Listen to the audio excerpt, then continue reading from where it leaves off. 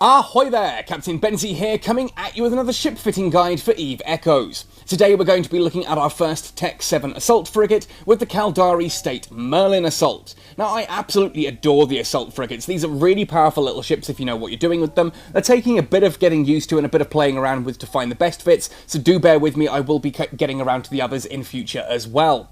So what we're going to do today is have a look at the Merlin Assault. We're going to look at what this ship is, what it does, how to fit it, and then some of the crazy shenanigan fun times that can be had with this ship. Now if you do enjoy this video, let me know by hitting like on it, sub to the channel for all things Eve Echoes, ding that notification bell so that you never miss a video, and let me know what topics you want me to cover in future videos, what ships you'd like me to fit, etc. in the comment section down below. Do be aware that obviously with a ship fitting video it does take time to get hold of the ship, of the fittings, and actually get out there and have a bit of fun with it in order to work out what I'm going to be doing with it, so please have some patience. Finally, if you do want to go the extra mile to help support this channel, you can do so by joining us on Patreon. Details are on screen now. That said and done, let's talk about the Merlin Assault.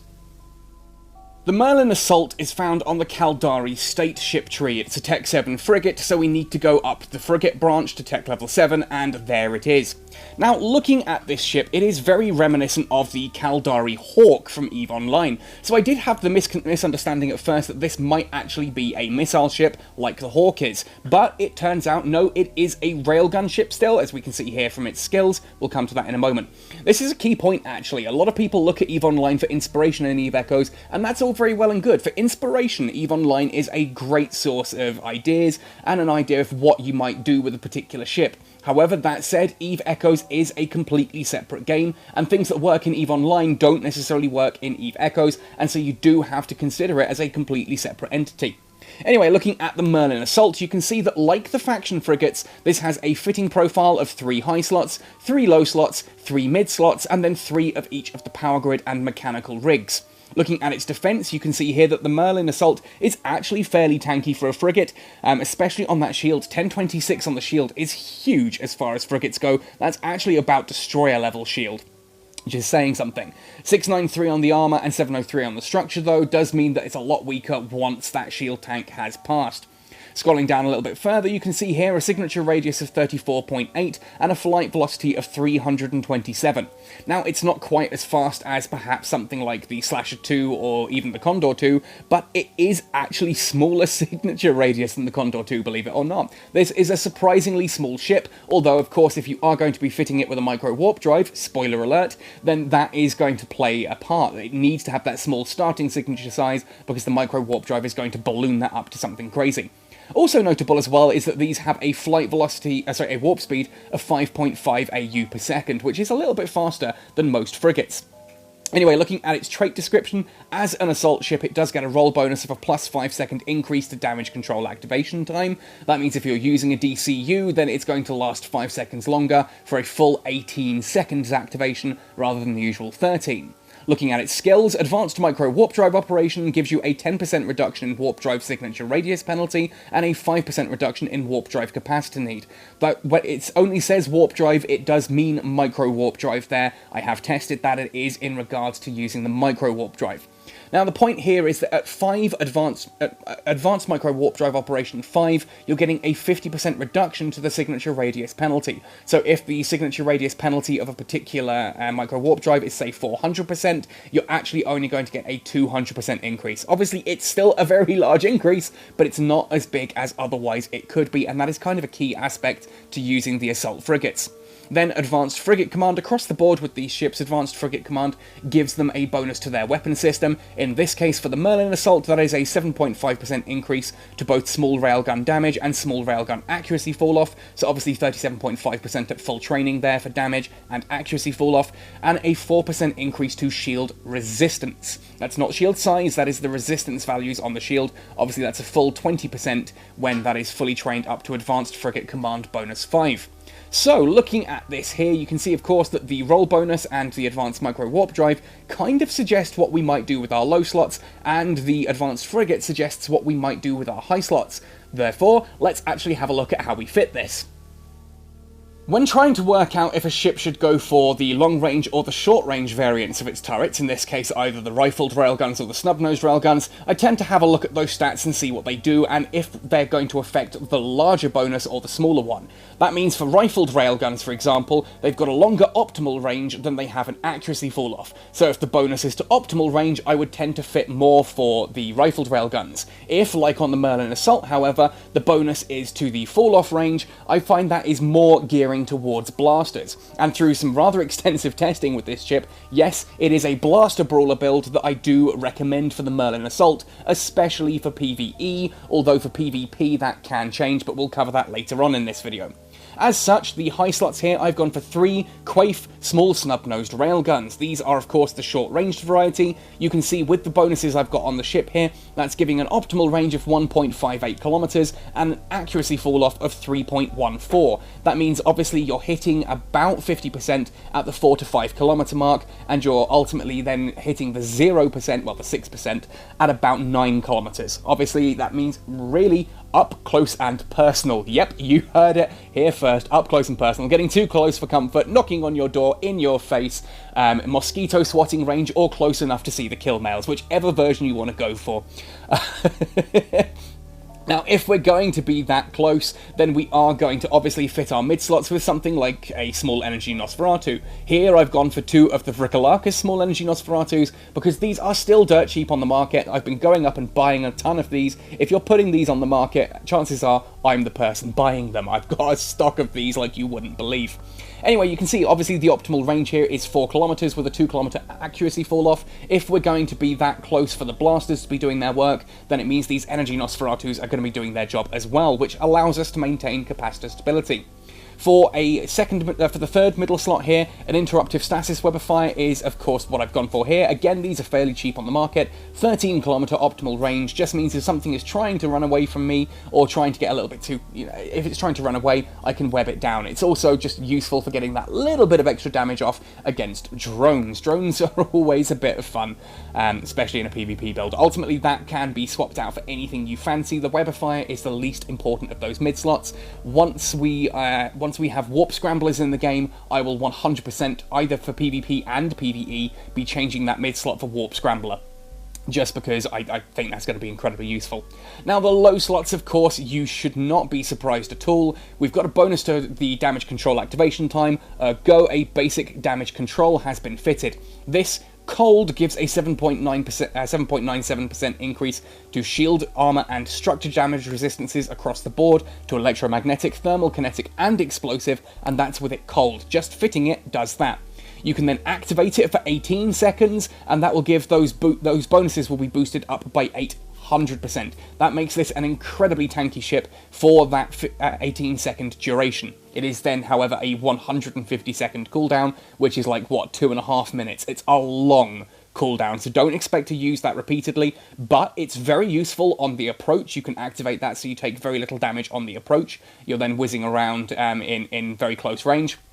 You can then, if you start taking loads of damage as well, you can activate the basic damage control whilst you zip away to a decent range to recover, or to get out of warp disruption range, that kind of thing. If you are warp disrupted using this, obviously you activate the micro warp drive, zip off to safety, and then teleport out from there. Teleport, warp out from there. Of course, that then, spoiler alert, means that our third low slot here is a dealer small micro warp drive. 525% flight velocity adjustment, massive boost to this thing's speed, really does allow it to kick off some speed at some distance there. Capacitor multiplier does mean that our capacitor is 25% smaller than it should be, so we're only having 75% of the Merlin Assault's usual capacitor. That, of course, causes problems because it doesn't have a big capacitor to begin with, hence we've got those 2 Vricolakus energy Nosferatus. Finally then, signature radius adjustment, 277%. That is, of course, with my skills active. I've got advanced micro warp drive operation up to level 4 currently. Level 5 is like 210 hours. Oh, it's so expensive to train, but we're working on it. 277% signature radius adjustment there means that the ship goes from its 34.5 up to, I can't remember what that works out, about 110-ish. About 110. Which makes you still slightly smaller than a cruiser. Yeah, I know that sounds crazy, but trust me, it works. It's a big, big difference, and it means you're not getting hit as much with the micro warp drive active. Finally then, for the low slots, a veteran small shield booster rounds things out nicely. Activation cost of 32.08 gigajoules, shield boosts of 94, and of course an activation time of 3.53. This is just how we're going to keep our shields alive and well. For the rigs, in the combat rigs, I've gone for railgun collision accelerators. I'm sure I've got 2 of those in here.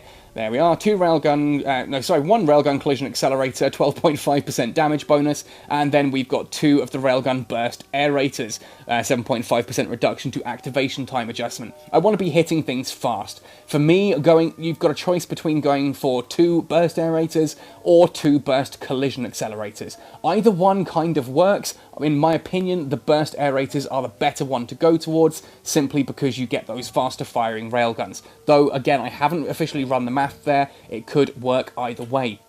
Now for the mechanical slots here, I've gone for auxiliary thrusters 2, flight velocity adjustment 15%, allows me that if I'm up close and personal doing that brawling thing, I'm going to be zipping around at a faster speed, and of course that also means a polycarbon engine housing is in effect there, inertia modifier adjustment of 15% reduction too, meaning I can maintain a tighter orbit. It's all about getting right up in their grill and keeping that tight, close, super fast orbit.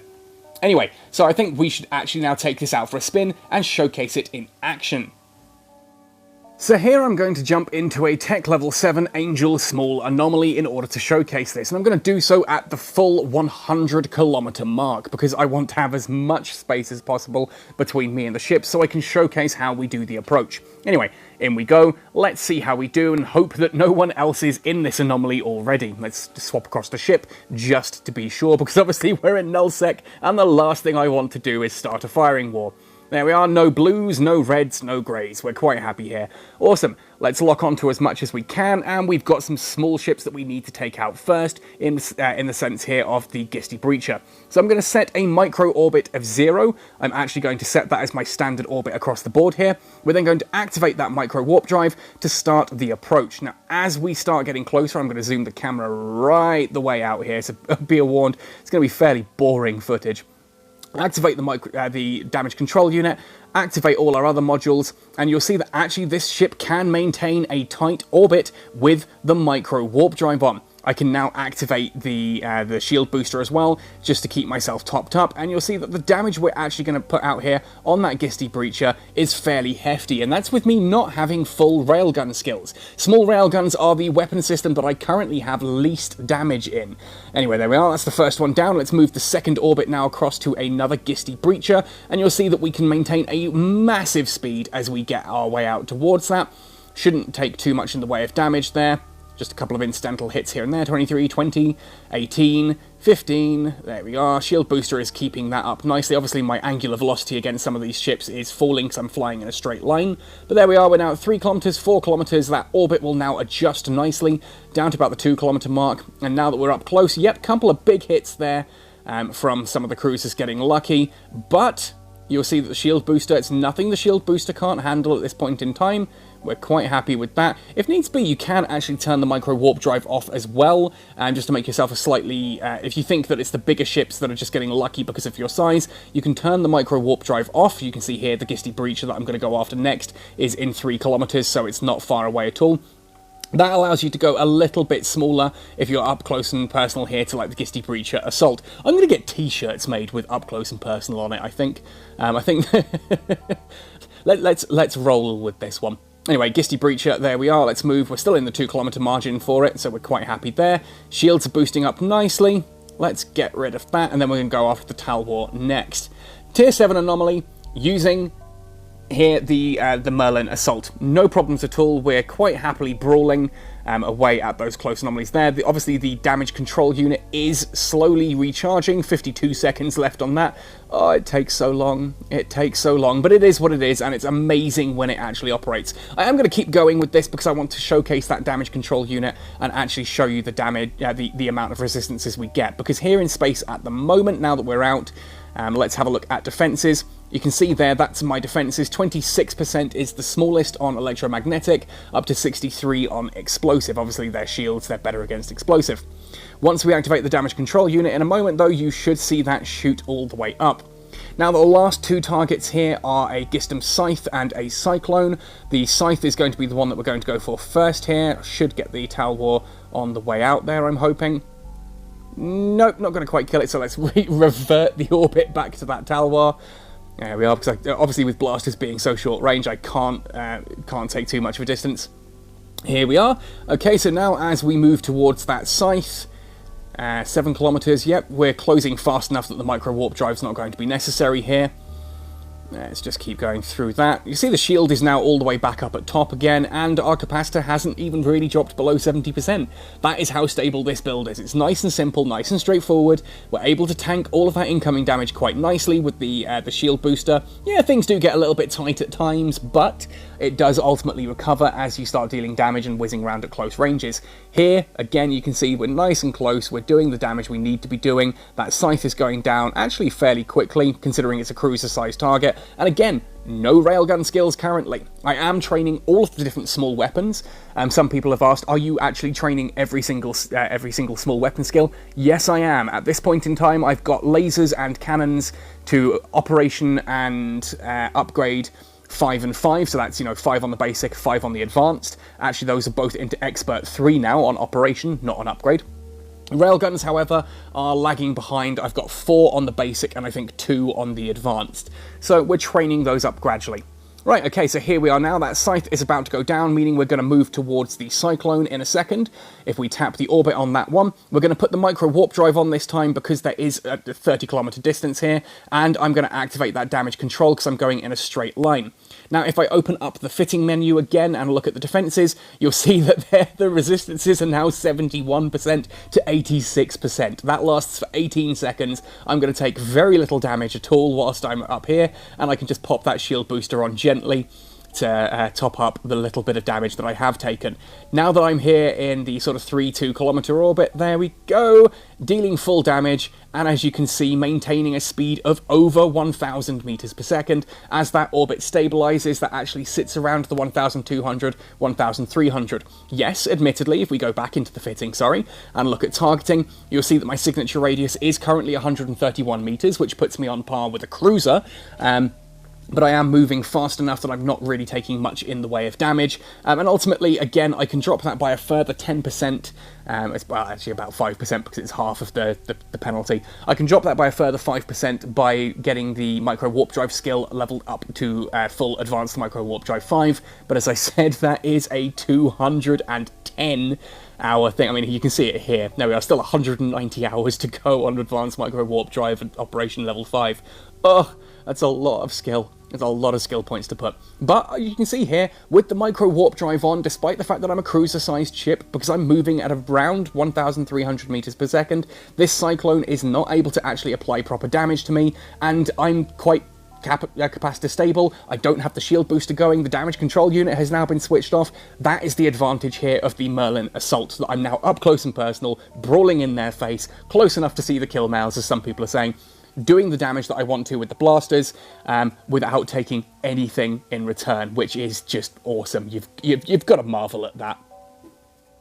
And there we have it, the Merlin Assault in all its glory. I absolutely adore this ship, which I didn't think I would say considering it's a railgun ship, although I do really like the Merlin hull. Certainly, as I've said before, it is one of the most iconic hulls in EVE.